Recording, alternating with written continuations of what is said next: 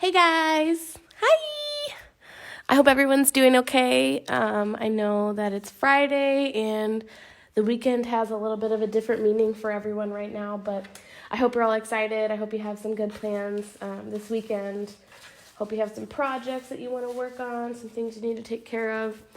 Today we're going to be doing 8 different watercolor techniques, and the reason that I really like this format where I kind of show you these different techniques is because you never know what you're going to learn and what you're really going to enjoy doing. And there are so many different techniques that I tried just by accident, or maybe I saw it on the internet or learned from somebody and I used it in an actual watercolor portrait or landscape piece that I did, and it actually ended up turning out really, really cool. So I primed my paper. You don't have to prime your paper. That's just a personal preference of mine. I feel like the color comes out a lot richer, and I really want you guys to be able to see everything that I'm doing. So it's not necessary to prime any of your paper, and we're just going to get started. I'm going to talk about the materials that I have, and I'm going to let you guys know what you might need if you want to do a technique and you don't have the material for it right now. So the first, obviously, we're going to have our paper.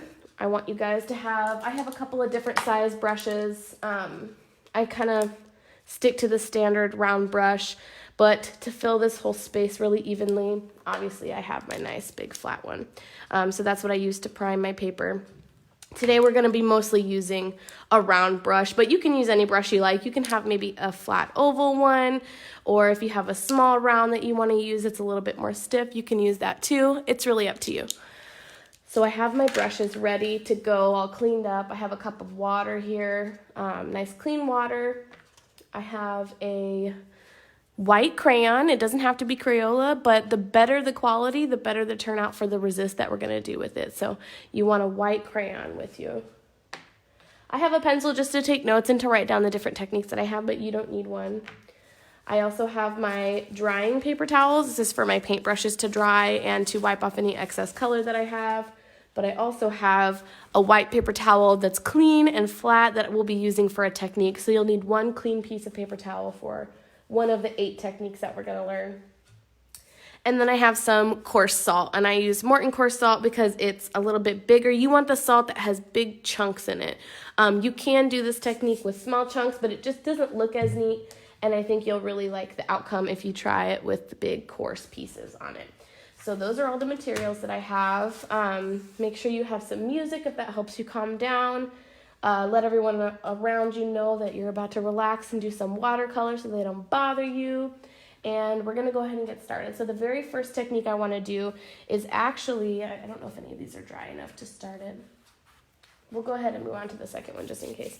So we're going to go ahead and start with salt. So the first thing you're going to do is you're going to pick a color. I think I'm going to do a red. I think I'm going to pick like a red color, a nice rich color. I'm going to get my paintbrush all ready. You're going to be painting the entire square. So it doesn't matter which square you have. I have divided up my paper into 8 different squares so that you can see the 8 different techniques clearly. You do not have to do that. You can absolutely just do it messy on your paper wherever you like. But I think it looks really good when it's nice and even like this. So I'm going to saturate my red. This is kind of more of a magenta up. I'm going to make sure I have some rich color, lots of color. Like we talked about, if you joined us for our other watercolor activity earlier this week, I think on Tuesday, we talked about loading your brush and what that meant. That means to load your brush with something. So we're loading our brush with red watercolor with just a little bit of water. We're going to add some more. See, I've already dropped some, so we'll just do our salt right here. So we're going to completely saturate one of these squares. You can do multiple colors, you can do one color. It's up to you. Just fill that square with some color. I think I might add a little bit of another color with it too.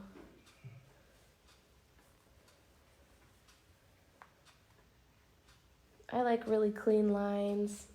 I know that watercolor is pretty organic, but something about clean lines just really helps me focus. I think that it's a lot easier for me to complete a task if I organize things a little bit cleaner.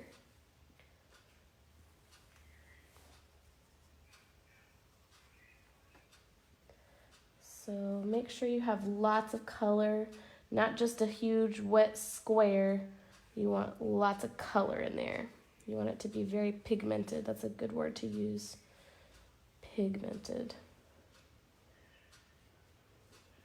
Most of these techniques that we're going to use are going to require a lot of color. So if you have a watercolor brand that's a little bit of a lower quality, you might need to use a lot of that cake. You might need to use a lot.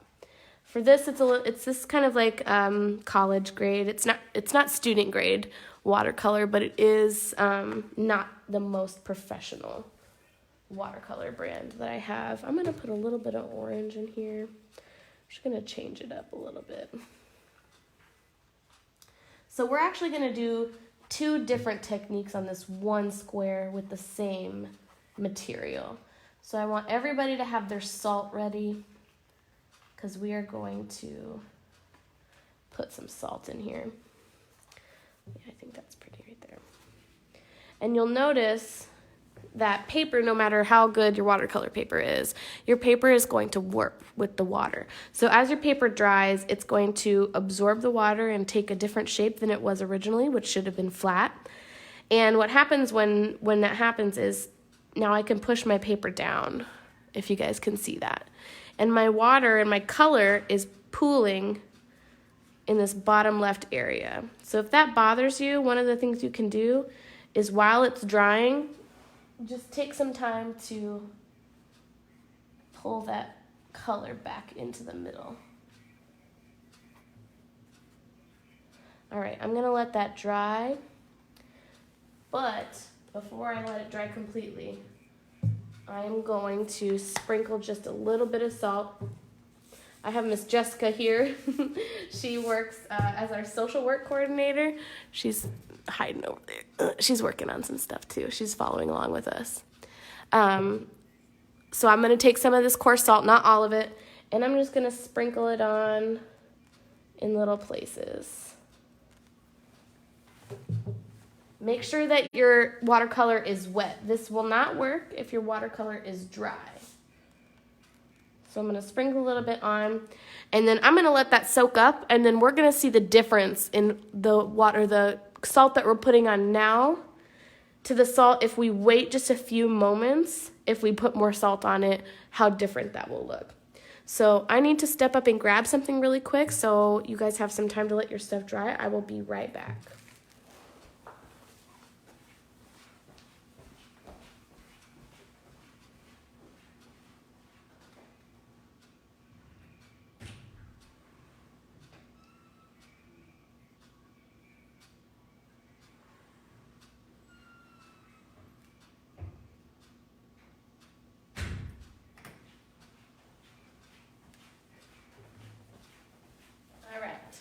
I've returned. So if anybody has noticed anything yet, you'll start to see that around the salt pieces that the color will start to kind of pull into it. But we'll let that be. We'll move on just a little bit, and we'll leave that one alone.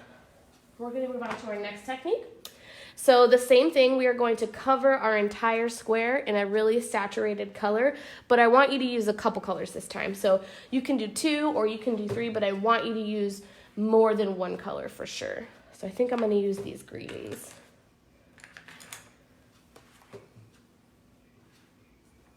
Make sure you get lots of color and lots of water. You don't want your squares to be too dry. If they're too dry, none of these effects will work. There's one that relies on drying, but we'll work on that one in just a little bit. Oh, that's so pretty.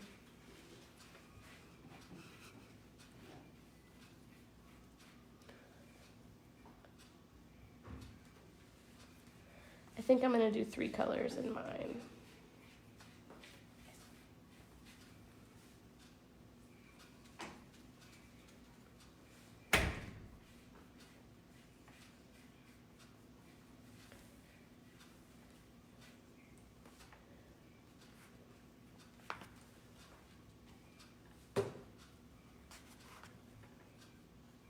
Make sure you guys are using lots of water.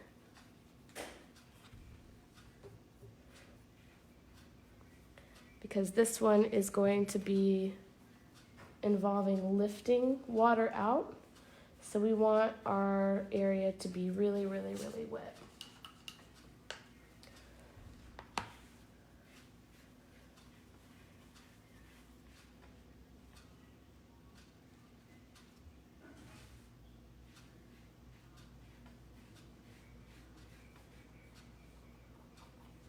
How are you doing over there, Jess? Good.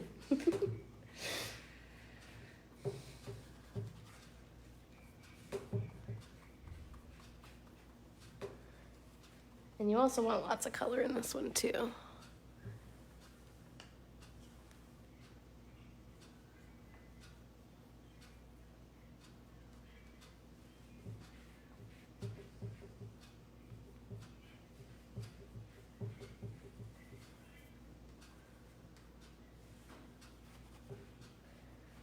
What color are you using for this one? Green too.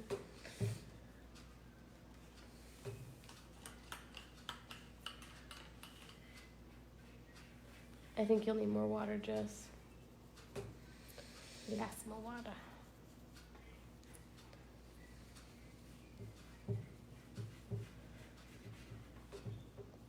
This yellow I thought would be brighter, but it's not that bright. Come on. Yellow sometimes is really hard to get bright in watercolors unless you do it separately. All right. So now that I have lots of color, lots of water on there, I am going to get my paper towel, my dry white paper towel. And when you do this, you can kind of do it however you want. You can lay it flat and see the design of the paper towel show up, or you can kind of crumple it and make like a little bit of a natural pattern that way. And what you're going to do is you're just going to stick it on top of your watercolor. You don't have to cover the whole thing. Maybe you can just stick it on a light part, or maybe in the dark part, or right in the middle, wherever you really like to. And when you press it down, don't pick it back up.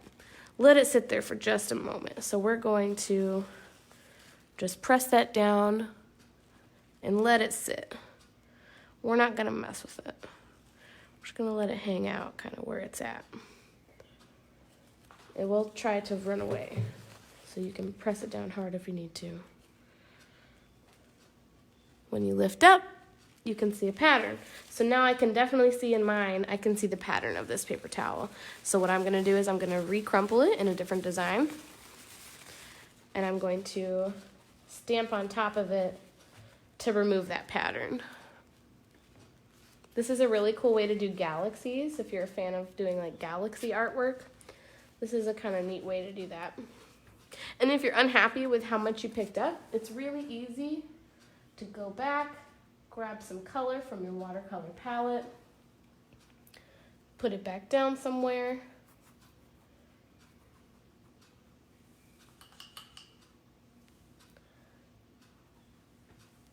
and do it again. Easy peasy. So this one's really cool if you want a really contrasted and really deep color watercolor pattern. It looks a little bit organic, a little bit geometric because of the patterns inside of the paper towel. But either way, it's super cool.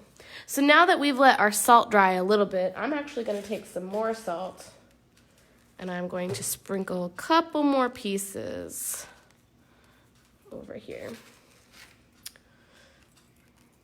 You don't want to try to remove your salt while your watercolor is wet. You only want to take it off when it's completely dry, and you'll use your fingernail to do it. If you don't have your fingernail, you can just take a card or a piece of paper and just swipe across. But you want to wait until it's completely, absolutely dry. So make sure you're not messing with that salt just yet. Okie dokie.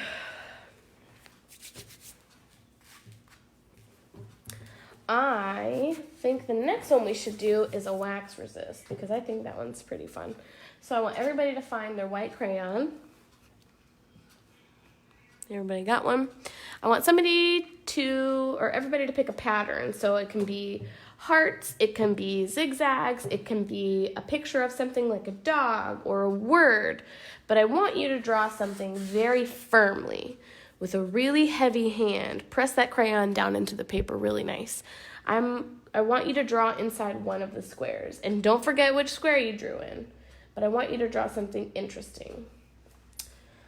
So I'm not going to tell you what I'm going to draw yet, but I think I might draw something.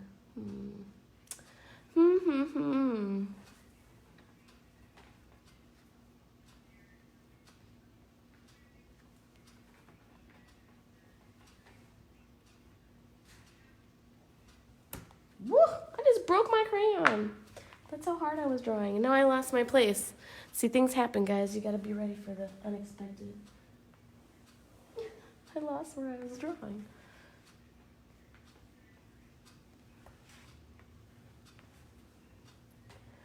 All right, so I did my crayon drawing. And now I'm gonna pick a couple colors. Again, you don't have to use one color. You can do 1 or 2 or however many you like. But I think I'm gonna pick 2 or 3 for this one, 2 or 3 different shades of blue. But you're just gonna pick any color, load your brush, lots of color. You want it to be really, really, really, really pigmented. You don't want it to be very transparent. And you are just gonna start painting. So you can already see part of my resist right there. You guys can see a little bit peeking out. But as you paint, you will notice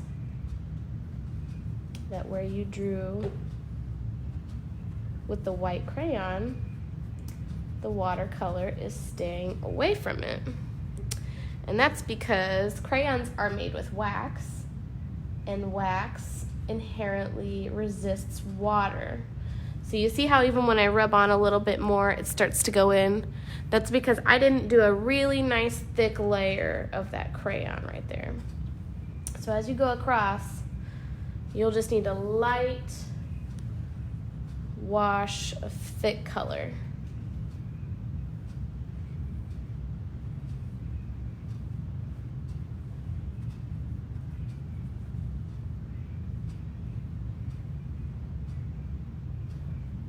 And it doesn't have to be perfect. So if you're drawing something like a night sky and you want your stars to show up really bright, something you can use is wax crayons.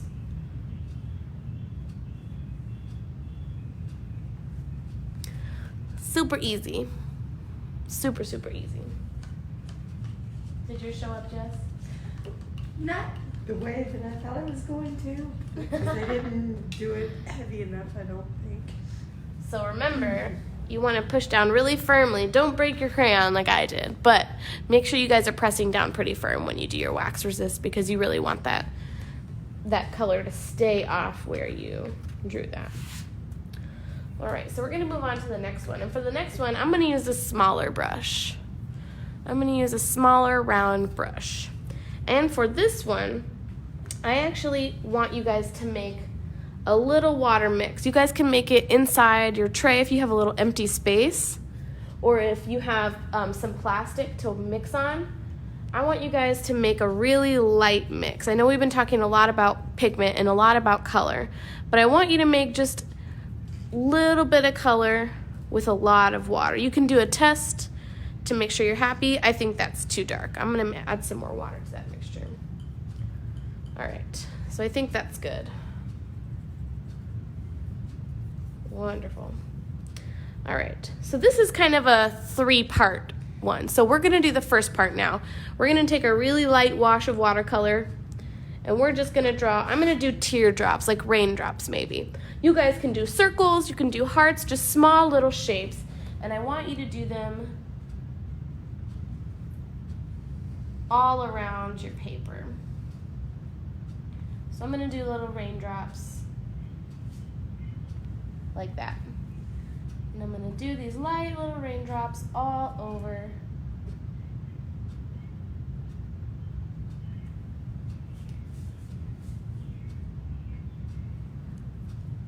So you can pick any shape you want.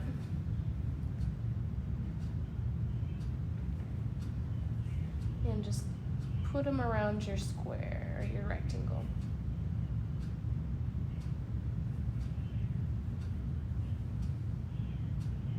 The bigger you make your shape, the easier it is to see the actual technique that we're going to use when it's done.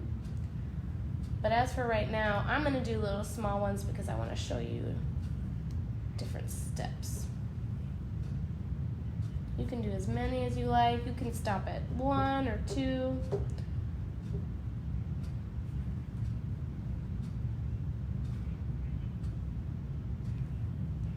Awesome.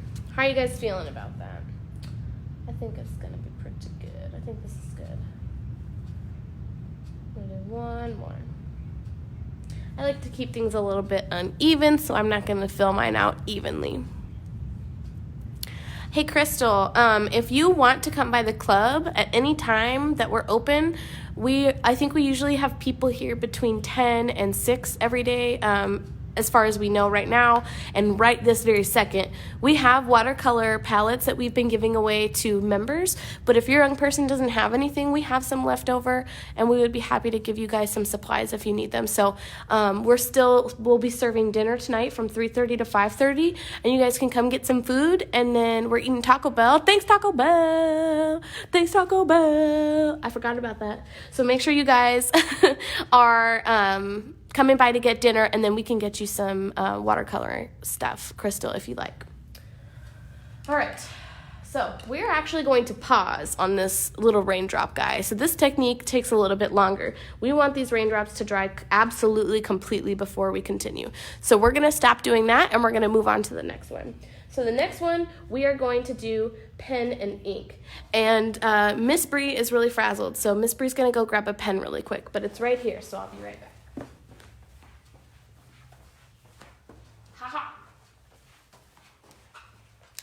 Got it. So the first thing you want to do is test to make sure that your ink is not going to run. So I'm just going to draw a little doodad down here. I'm going to let it dry for a second. And then I'm going to mix a color. Let's use this blue that we were using for the teardrops. I keep saying teardrops. They're raindrops, guys. Come on. And I'm just going to swipe over. That looks okay. So it looks like the ink's going to bleed a little bit. You can see some of the ink coming out, but for the most part, that's pretty good. So we are actually going to take our pen, and Jess, you can use mine after I'm done, and we are going to draw some designs. It can be a picture, it can be anything you like, but this technique is really fun because I have a lot of friends who draw portraits or ladies or designs or flowers, and watercolor looks beautiful with a clean ink finish. So we're gonna go ahead and draw something. What should I draw? I have 4 people watching. You guys tell me what to draw that I can put watercolor in. Do, do, do, do, do, do, do. Nobody?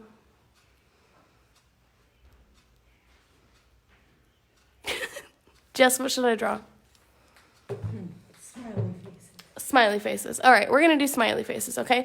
I'm going to draw a couple of different smiley faces, and then we are going to paint inside of them. Another way to do it is that you can paint first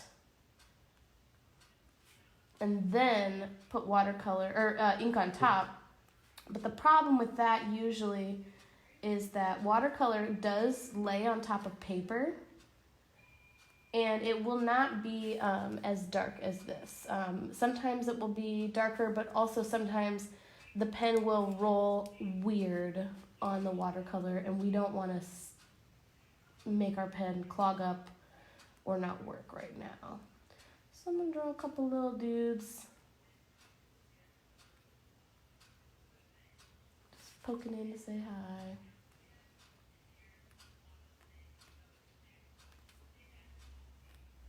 Hey.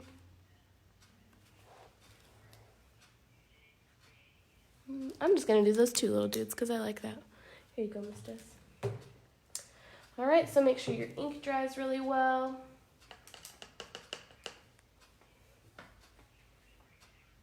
I'm going to do an orange background. I feel like I don't have enough warm colors on this color palette. Does anybody know the difference between warm and cool colors?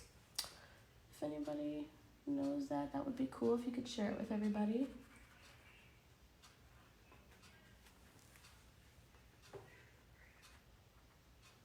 And I like doing these watercolor exercises because it doesn't matter if you mess up. It doesn't matter if it's messy. It doesn't matter if you don't think it looks good. You're practicing, and that's what matters. I get a lot of young kids, a lot of my members get discouraged when they don't do something perfect the first time, or if they don't think that their masterpiece is beautiful enough. Adults, too. I have a lot of adult friends who are interested in learning about painting and learning about being an artist and what that is. And it always breaks my heart because I feel like everyone has a talent. Everyone has something that they feel like comes naturally to them. But all that really is you identifying something that you're interested in or passionate about, and you are actively practicing it, and you are actively pouring into your interest and making it something that you focus on. And if you guys know me, or if you know how I work, I pride myself on being an artist, and I love being an artist. It's one of my favorite things about me. I think it makes me really special and unique, but the reason that I paint as much as I do is because I feel like it's important to always practice and always prepare and always try new things and kind of take risks with your art.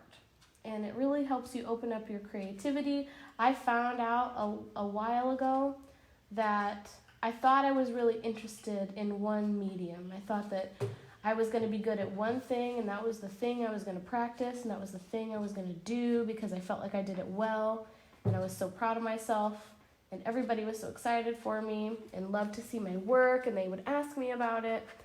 But it turns out I started practicing with a different medium out of curiosity. And because I was practicing with another medium, I started learning new things about what I liked and didn't like about the mediums I was using before.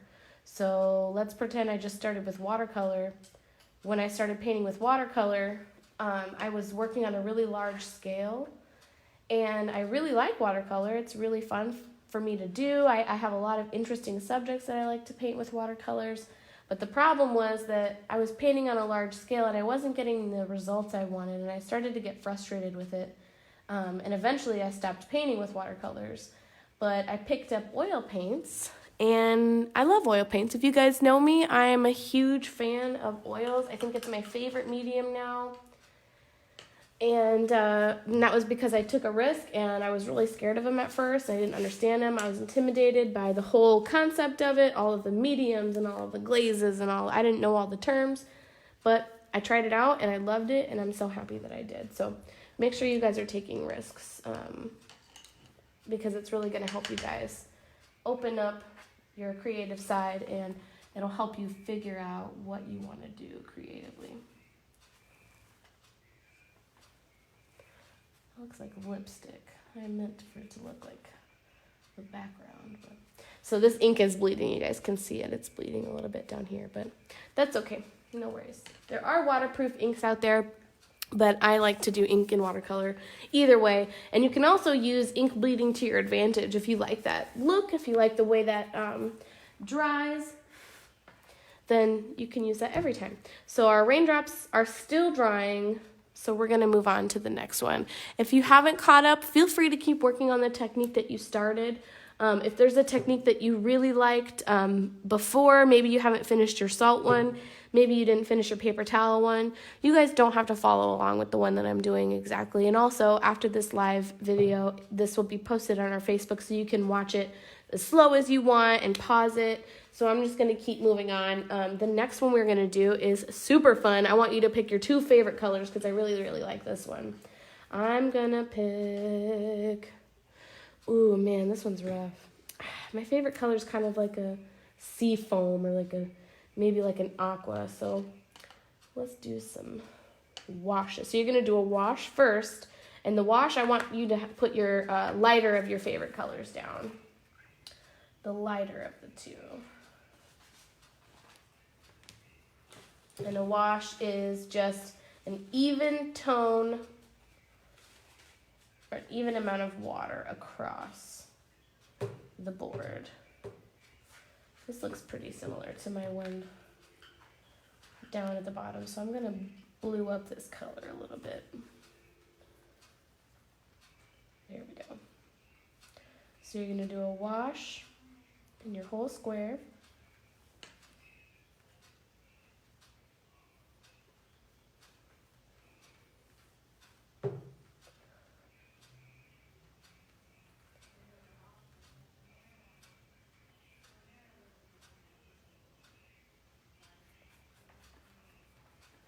Could have used a bigger brush. Jess, if you want a bigger brush, let me know.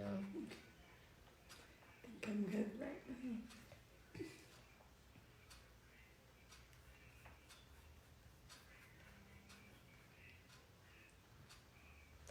Yeah, this is pretty close to my favorite color. So that's what we're going to do. We are going to make a wash and paint it over your entire square. And once your wash is nice and full, you're going to find a round brush and you're going to saturate this with a lot of one color. So remember we talked about loading it up with color. So you want a lot of water and a lot of color.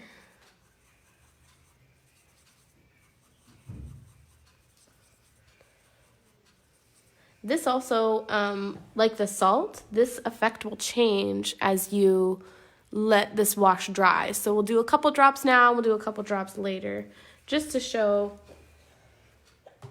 how different it can look when you wait during certain drying stages.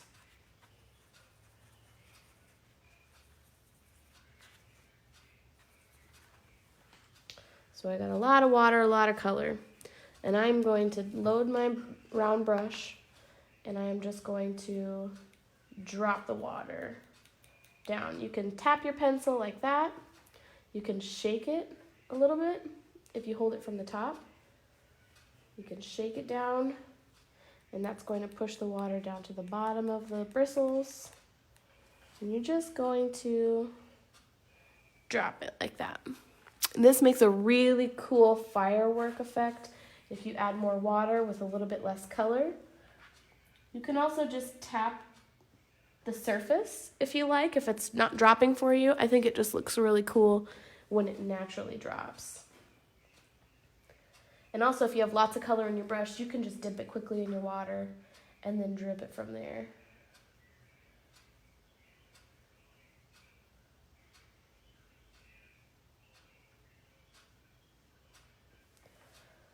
So that looks pretty cool.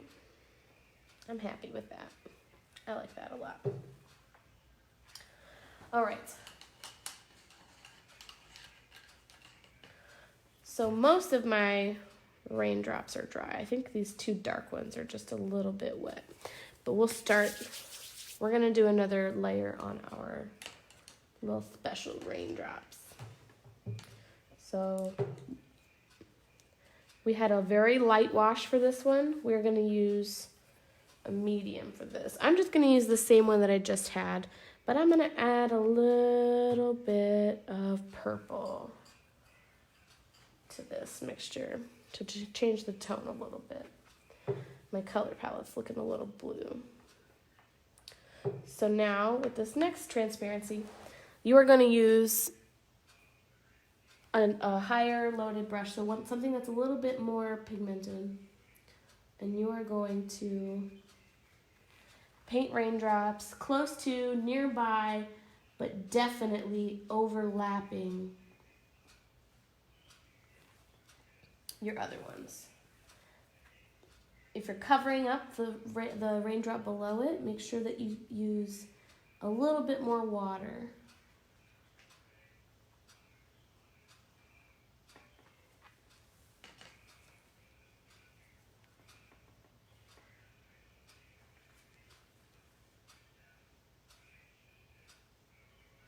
If your raindrops aren't dry, like that one wasn't, your color will bleed into it, so be careful. But that's okay. We're not here to make a perfect painting. We're just experimenting and testing and pushing our limits and finding where we are comfortable and where we are uncomfortable, which is really important when you're doing something like painting. Don't put limits on yourself, but test things that you're doing to find out if it's something that you actually enjoy or if it's something that's appealing to you. And don't be surprised if you find yourself liking something that seems boring or seems small or insignificant. Because some of the smallest details and some of the smallest things are the reason why some of the most successful artists that I know have such a big voice and such a large presence. So that's what I'm gonna do. I'm gonna do those. I think I'm good with that. So the next one we're gonna do is actually going to be a gradient. And if you don't know what a gradient is going from one tone or value to another tone or value. So I want you to pick, you can either pick one color and do a gradient of the tone. So go very rich, very dark, very pigmented on one side to very light, almost white at the other side. Or you can pick two colors and marry them together. So you can pick bright red on one side and bright yellow on the other and have them meet in the middle to make sort of an orangish. Or you can have a brown and maybe an orange if you like. It can be any color, two colors you want, but it's up to you whether you want to do a tonal change or a value change.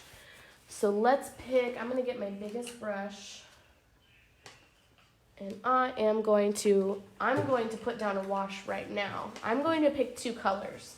Because I'm picking two colors, I'm going to do a wash really quick of just water on my square. And the reason I'm doing this is because I really want the colors that I paint to blend together. And the best way to do that is to introduce water before I introduce color.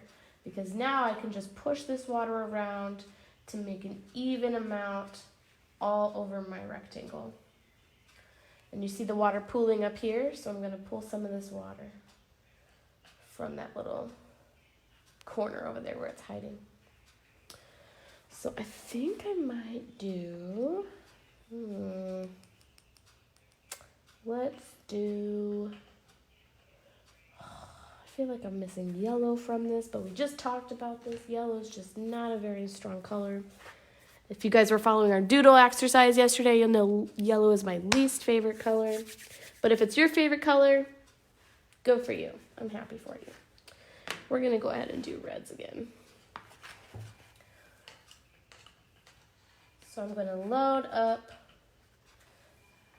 I'm going to do these like reddish pinkies over here. I'm going to get lots of color in there.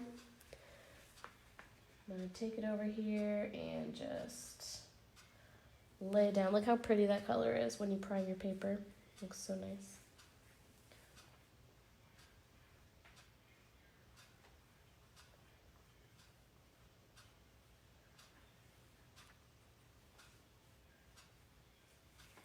I'm going to clean my brush really good. And then I'm going to put orange on the other side. If you're doing yours from light to dark, this is very easy. All you have to do is start with one color and just start blending with a clean brush all the way down. But if you're meeting two colors to make a nice gradient change, you want strong colors on either side.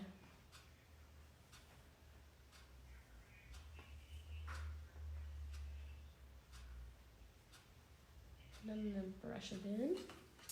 And then I'm going to get some more of this red. I'm going to brush this red down. And you kind of just keep bringing this color closer and closer and closer until you see them meet.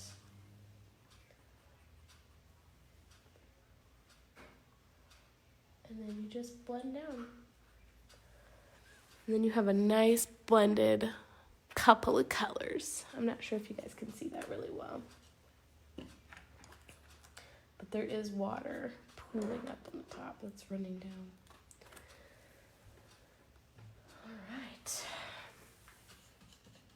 So for my last one, I will be right back because I have to go get some hand sanitizer. Jessica, you keep trucking. Okay.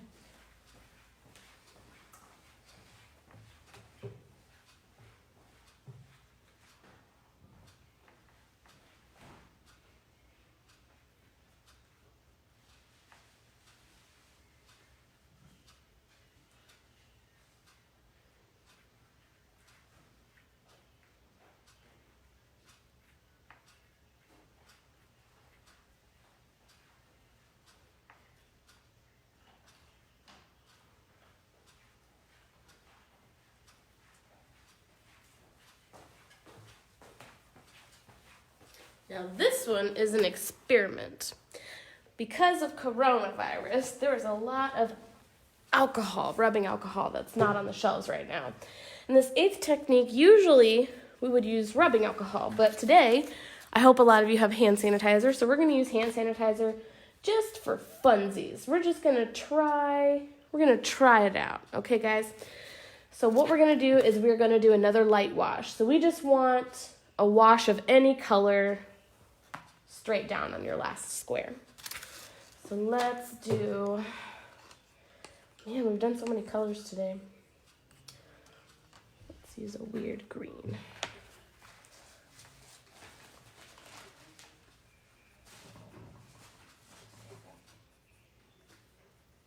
All right. Yeah, we got kind of like a forest green going on up here.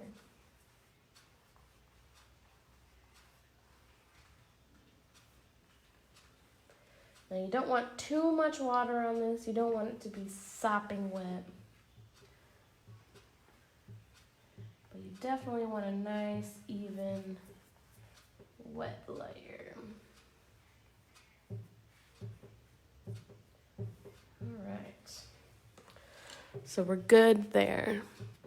The next thing I want you to do is to get some hand sanitizer.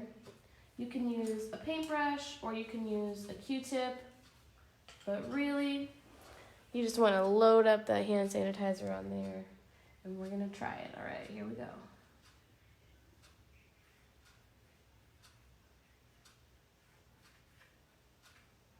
I'm just going to drop little random drops.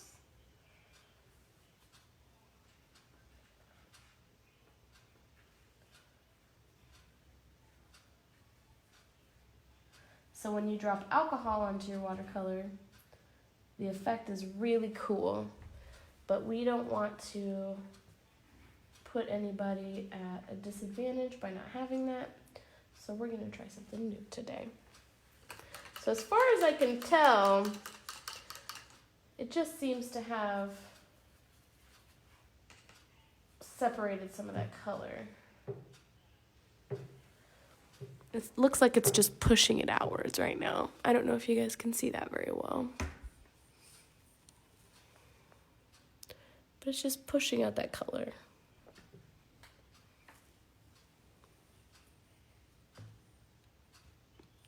I think it looks okay. I think it looks pretty cool. Do you want some, Jess? Here's the alcohol. You can use my paintbrush if you want. Hand sanitizer, sorry. There's hand sanitizer on it. And then, while we're waiting on that, I'm just going to do my very last transparency up here.